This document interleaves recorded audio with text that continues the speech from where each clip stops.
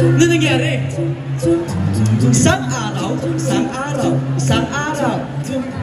pumunta ako sa tindahan ni Aling Nena para bumili ng suka, burger, shampoo, toothpaste, bukas, noodles. Pagbayad ko aking nakita isang dalagang nakatungaw sa bintana.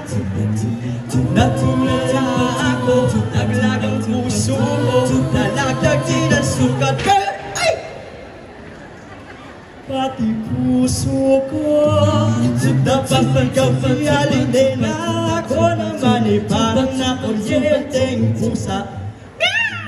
Ngunit natanggal ang iyanang nakita ko na nakatawa ang dalaga. Tubanay ang sorry ko sa pagmamadali, nakalimutan pa ako dito. Pagdating sa bahay, nagalit si nanay, pero bukas lang ito ay tinababo ng tunay.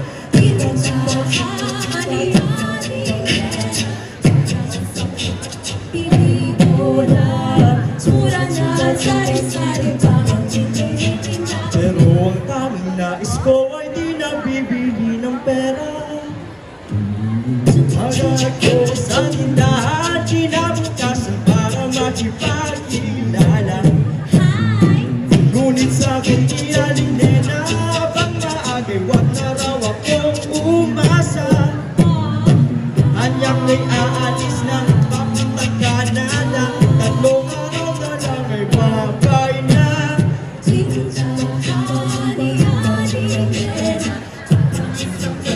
Pili ko na, pero ang tanging nais ko ay di nabibili ng pera.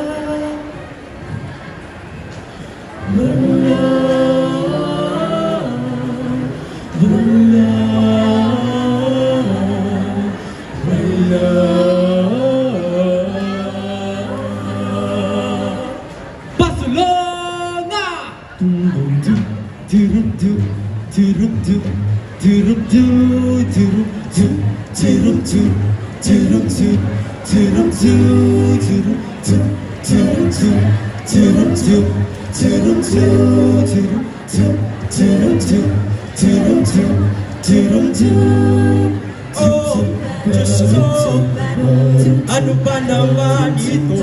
Di ba walang hiya? Suka ako, mga pinakasan niya lang ako. Anong pag-ibig to? Diyos ko, ano ba naman ito?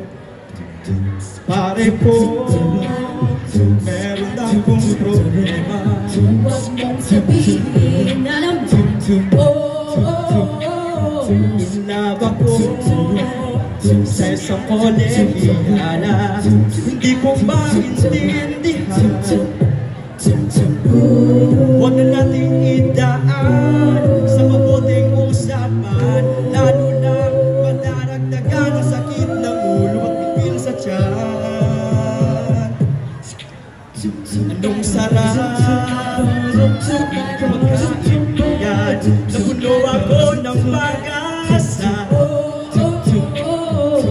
Yun pala, hanggang doon lang ang kaya. Akala ko ay pwede pa. Huwag na nating isipin, kailangang tanggapin. Kailan ka naging seryoso, tsaka kanya lolokohin. Diyos ko, ano ba naman ito? Di ba walang hiya? Suka ako, pinakasan niya lang ako. Anong